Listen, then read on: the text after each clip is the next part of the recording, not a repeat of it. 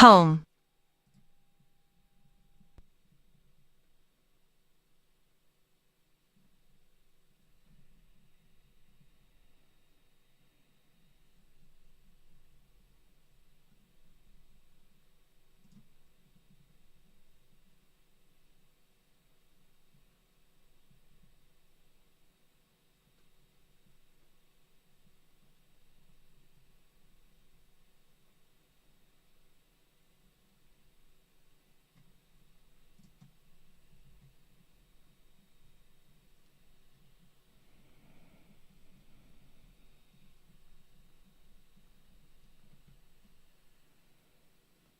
Do you have freedom?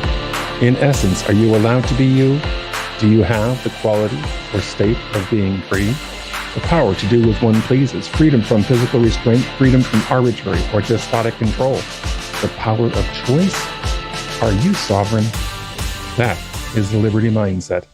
Let us foster our curiosity and seek the truth.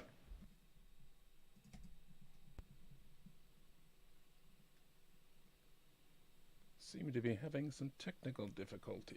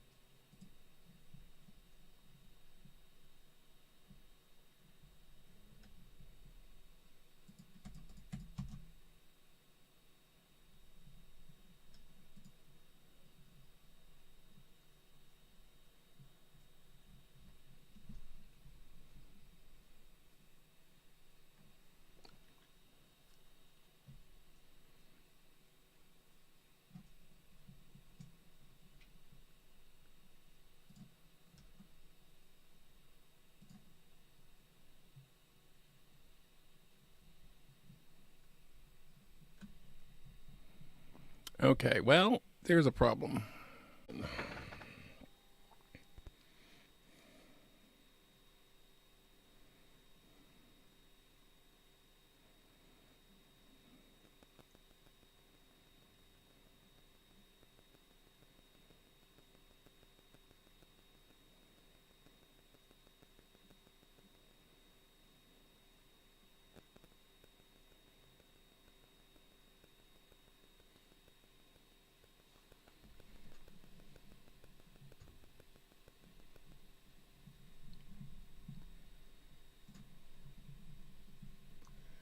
And that's why.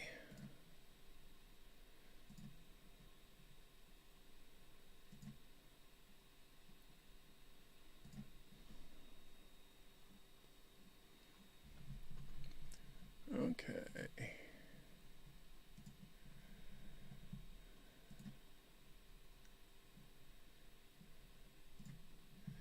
And I finally think I figured it out.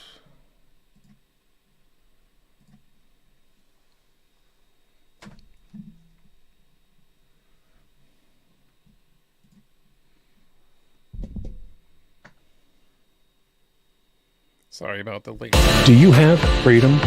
In essence, are you allowed to be you? Do you have the quality or state of being free? The power to do as one pleases, freedom from physical restraint, freedom from arbitrary or despotic control. The power of choice? Are you sovereign? That is the liberty mindset. Let us foster our curiosity and seek the truth. And that's what happens when you change settings. And you didn't test everything like you're supposed to. That's my fault. Sorry. Welcome to the Liberty Mindset. Today we're going to be looking again at Ludwig von Mises's, and my camera just died. Ludwig von Mises's book on Planned Chaos, which is a book written in 1949. And we're today going to be reading chapter 6. It's about 20 pages. And I hope you all enjoy. And if there's anyone around for discussion afterwards, we will take that. Chapter 6, the liberation of the demons. Sounds nasty. The history of mankind is a history of ideas, for it is ideas, theories, and doctrines that guide human action, determine the ultimate ends of men aim at, and the choice of the means employed by the attainment of these ends. The sensational events which stir the emotions and catch the interest of superficial observers are merely the consummation of ideological changes. There are no such things as abrupt, sweeping transformations of human affairs. What is called the rather misleading term a, quote, turning point in history, end quote, is coming on the scene of forces which are already, for a long time, at work behind the scenes. New ideologies, which had already long since superseded the old ones, throw off their last veil, and even the dullest people become aware of the changes which they did not notice before. In this sense, Lenin's seizure of power in October of 1917 was certainly a turning point, but its means was very different from that which the communists attribute to it.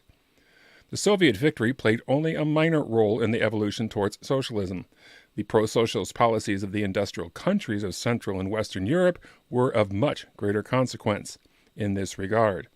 Bismarck's Social Security scheme was a more momentous pioneering on the way toward socialism than was the expropriation of the backward Russian manufacturers. The Prussian National Railway had provided the only instance of a government-operated business which, for some time at least, had avoided manifest financial failures. The British had already before 1914 adopted essential parts of the German Social Security system. In all industrial countries, the governments were committed to interventionist policies which were bound to result ultimately in socialism.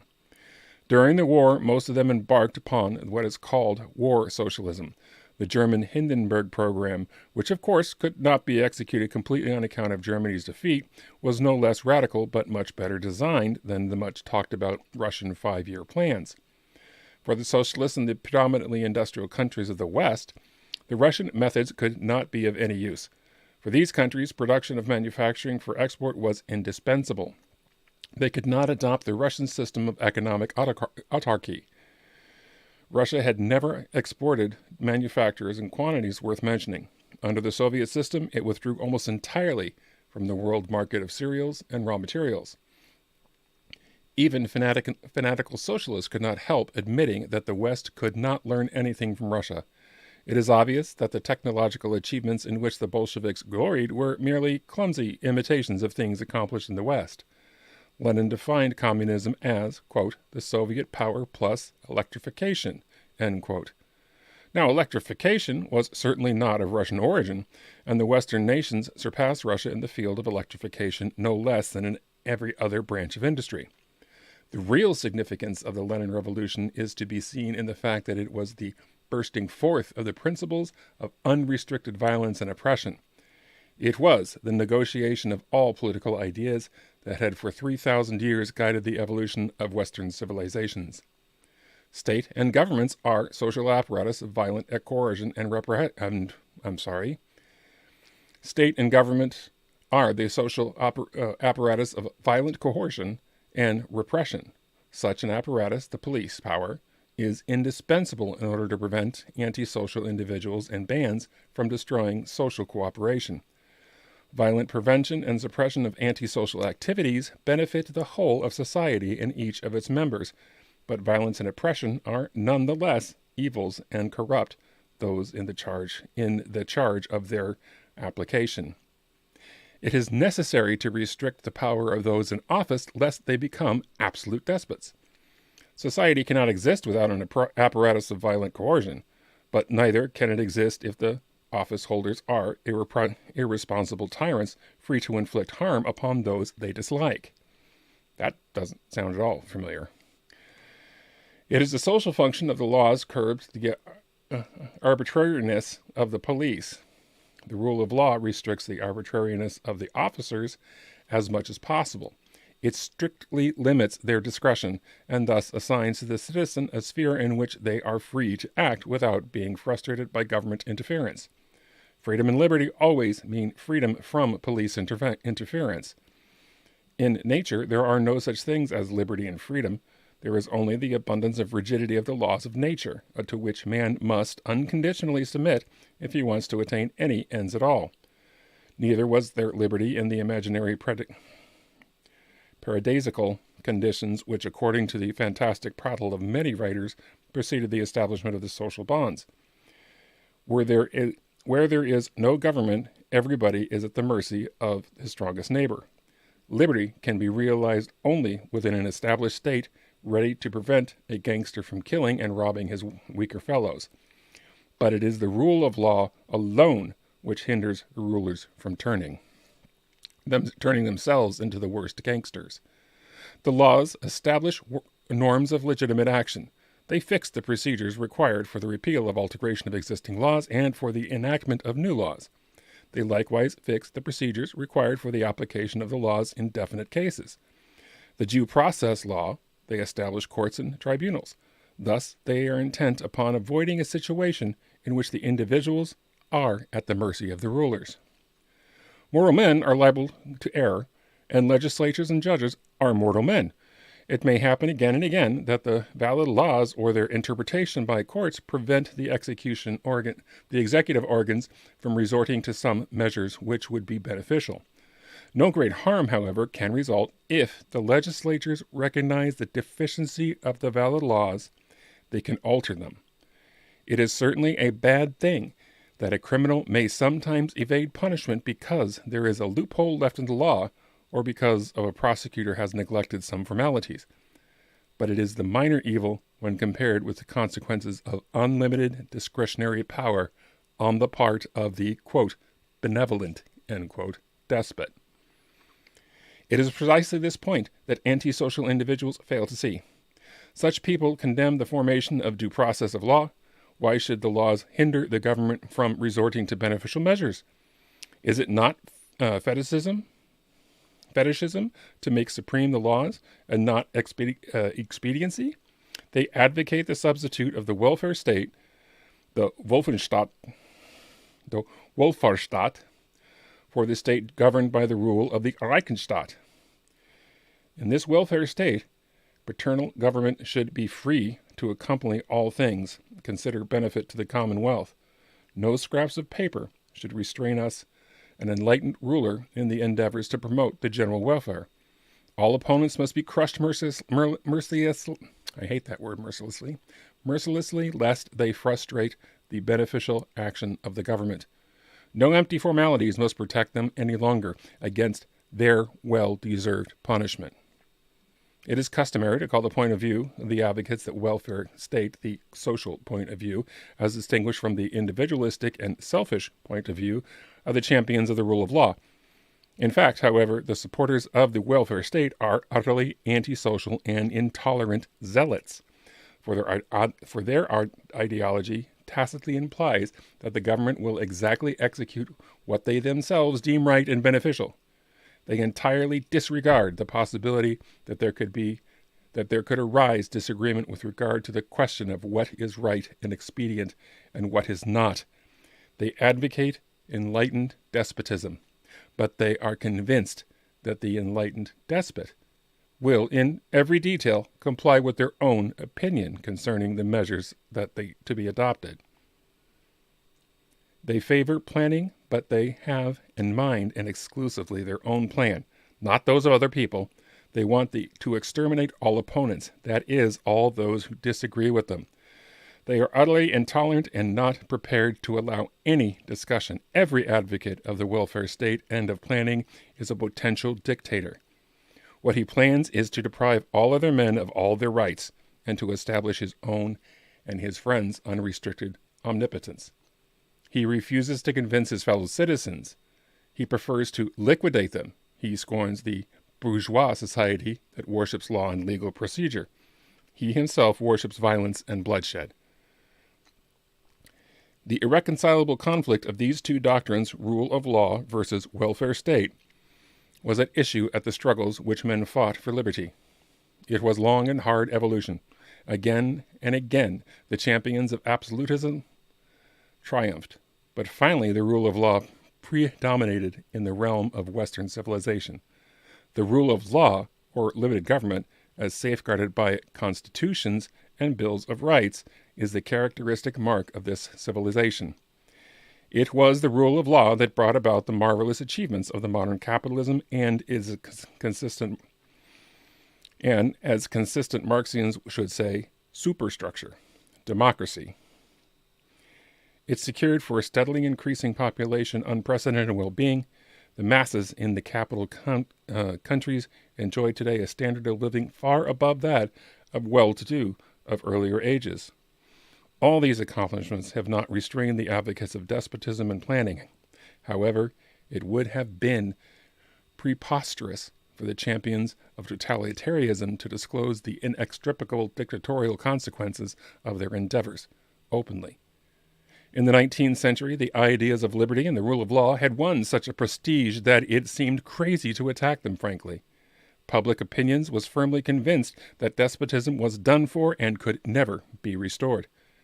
Was not even the Tsar of the barbarian Russian forced to abolish serfdom, to establish trial by jury, to grant limited freedom to the press and to the respect of laws? Thus, the socialists resorted to a trick. They continued to discuss the coming dictatorship of the proletariat, i.e., the dictatorship of each socialist author's own ideas, in their esoteric circles, but to the broad public they spoke in a different way. Socialism, they asserted, will bring true and full liberty and democracy. It will remove all kinds of compulsions and coercion. The state will, quote, wither away, end quote. In the socialist commonwealth of the future, there will be neither judges and policemen nor prisons and gallows.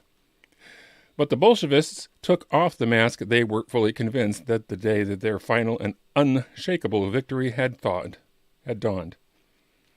Further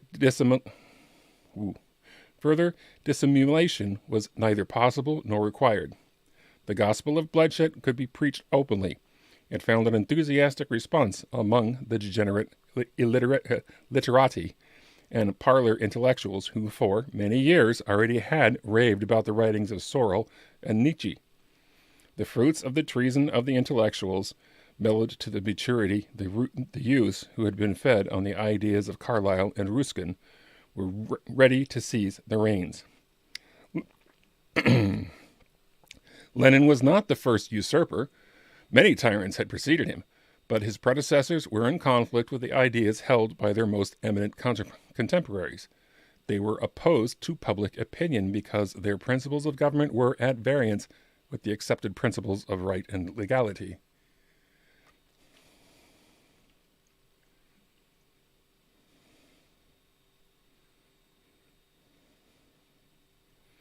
They were scorned and detested as usurpers, but Lenin's usurpation was seen in a different light. He was a brutal Superman for those coming to the pseudo-philosophers had yearned. He was the counterfeit savior whom history had elected to bring salvation through bloodshed. Was he not the most orthodox adept of Marxism, Marxian scientific socialism? Was he not the man destined to realize a socialist plan for those executing the weak statesmen of the decaying democracies were too timid? All well-intentioned people asked for socialism. Science, through the mouths of the infallible professors, recommended it. The churches preached Christian socialism. The workers longed for the abolition of the wage system. Here was the man to fulfill these wishes. He was judicious enough to know that you cannot make an omelet without breaking a few eggs. Half a century ago, all civilized people had censored Bismarck when he declared that history's great problems must be solved by blood and iron. Now the majority of quasi-civilized men bowed to the dictator who was prepared to shed much more blood than Bismarck ever did. This was the true meaning of the Lenin Revolution. All the traditional ideas of right and legality were overthrown. The rule of unrestrained violence and usurpation was substituted for the rule of law, the, quote, narrow horizon of bourgeois legality. as Marx had dubbed it, was abandoned. Henceforth, no law would any longer limit the power of the elect. They were free to kill ad libitum. Ad libitum. Libitum. I'm guessing that's Latin. Free to kill ad libitum. Man's innate impulses toward violent extermination of whom he dislikes, repressed by a long and wearisome evolution, burst forth. The demons were unfettered. A new age, the age of the usurpers, dawned. The gangsters were called to action, and they listened to the voice. Of course, Lenin did not mean this. He did not want to concede to other people the prerogatives which he claimed for himself. He did not want to assign to other men the privilege of liquidating their adversaries. Him alone had history elected and entrusted with the dictatorial power. He was the only, quote, legitimate, end quote, dictator, because an inner voice had told him so. Lenin was not bright enough to anticipate that other people, imbued with other creeds, would be bold enough to pretend that they also were called by an inner voice.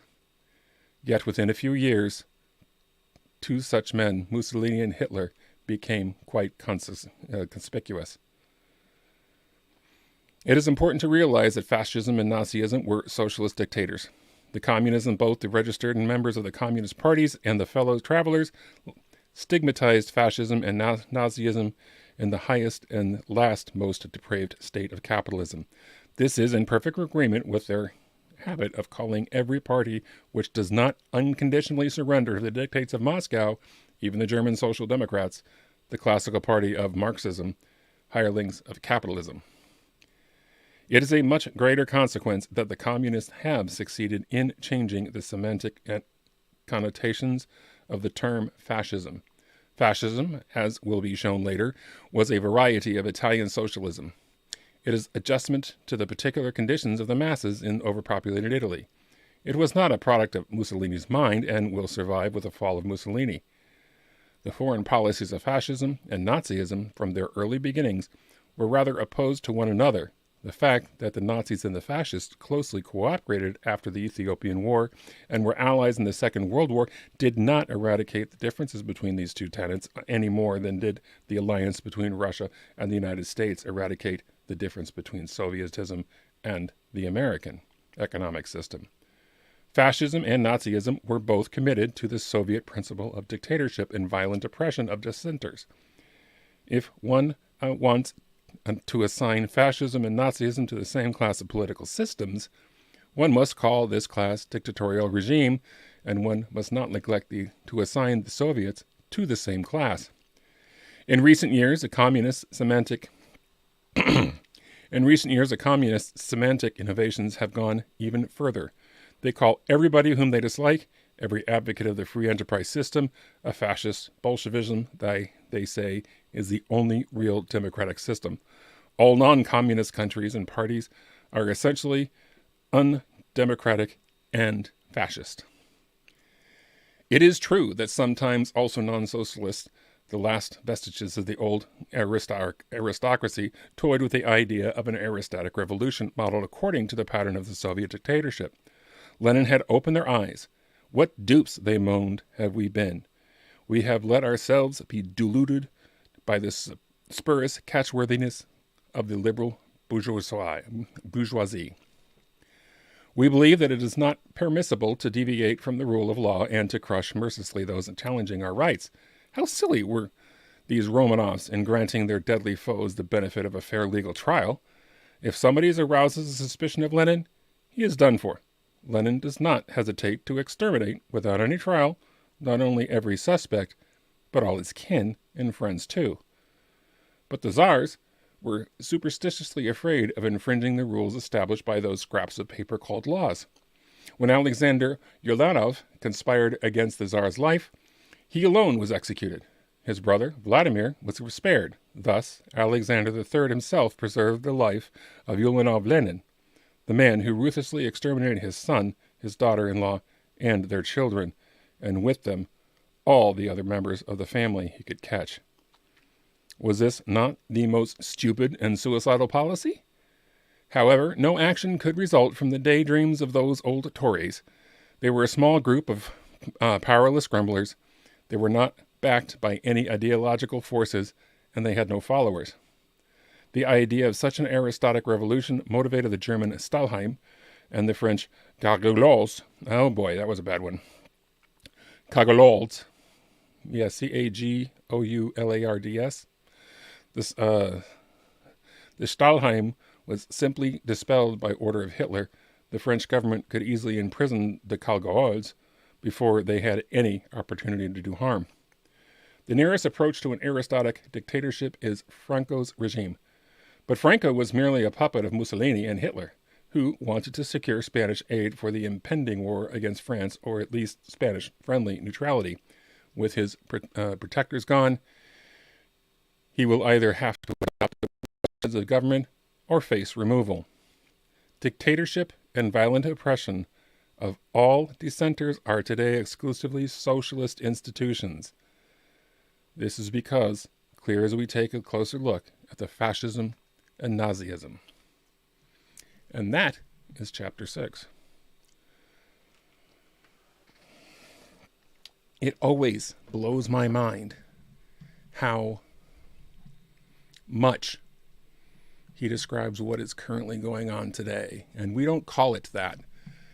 And I'm not sure that that's a good idea.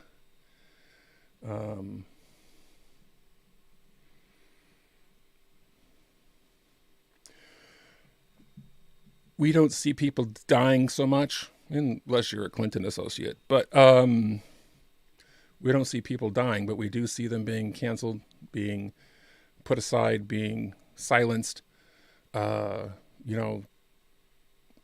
Right now, Twitter is trying to sue to allow them to say this is how many people, not who individually, but how many people were.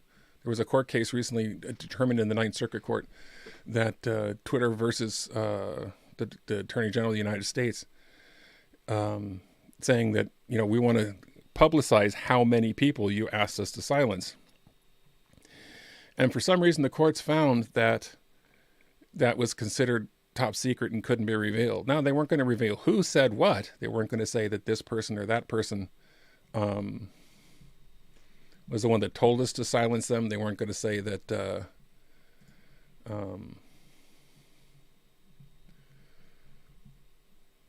sorry, seeing myself move twice on the screen is a little bit crazy.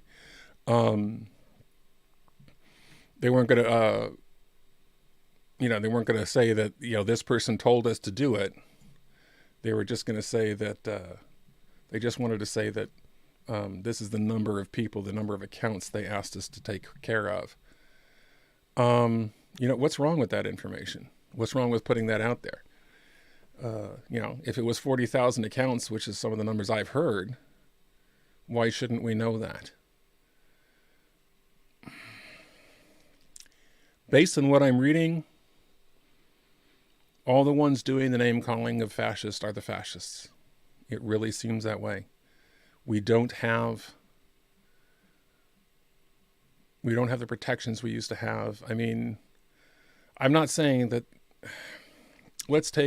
There's over 100 and something people still imprisoned without charge or trial regarding the events of January 6, 2020. No. If they've committed a crime, they deserve to have a trial, a fair trial, by the way. Unlike what seems to have been happening for the very few that have actually gone to trial. What can we do about it? Technically speaking, we're still a system of laws. My suggestion is, if you get arrested for something, anything, ask for a jury trial. If you have to defend yourself, so be it. But go through the entire process. So many people right now who are incarcerated based on plea bargains because they were told there was no hope and the only answer was to plea bargain down to something less and just only serve this much time. Yeah, well, if you're being incarcerated because you didn't do anything, well, Fight it. Fight it, fight it, fight it. We need to elect people that are willing to stand up and say, no, you cannot do that. This year in January, we had a small group of people, about 20, who fought to get a few things done in Congress. Now, they had no hope of winning one of their people as elected to the Speaker of the House. That was never the plan, and everybody knew that was going to happen. But recently, 44,000 hours of videotape was released by that Congress, and that was all part of the deal that occurred in January. And the tapes that I am seeing is far different than what the narrative was. And the narrative is still being twisted. The narrative still is that, 5 police officers died that day. Guess what? No, that's not what happened. There was one officer that is known to have, quote, been killed by a fire extinguisher hit in the head. And this 44,000 hours of videotape show him functioning perfectly fine until the end of his shift. He was never hit in the head. He died later from a stroke, which he probably had for other reasons, and would have died anyway, no matter what, at some time. We have to stay curious and seek the truth. Because if we don't do that, we will never survive. Thank you for joining me on the Liberty Mindset today. We have 3 more weeks to finish the book. Next week we'll be doing 2 chapters, chapters 7 and 8. They're very short, both of them. And then 9 and 10 to follow, each with their own week. On the 25th, I'm going to be having a live interview. More about that next week. And he's going to be an interesting character. I'll tell you what, it's going to be lights and fireworks. I'm going to enjoy that. Next week, like I said, we're going to be doing fascism and communism. There's 2 separate chapters. I hope you guys enjoy this. I'm glad to be of service.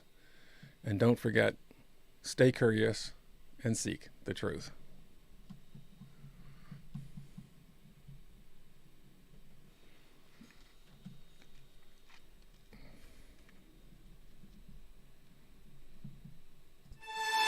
Thank you for joining us at the Liberty Mindset.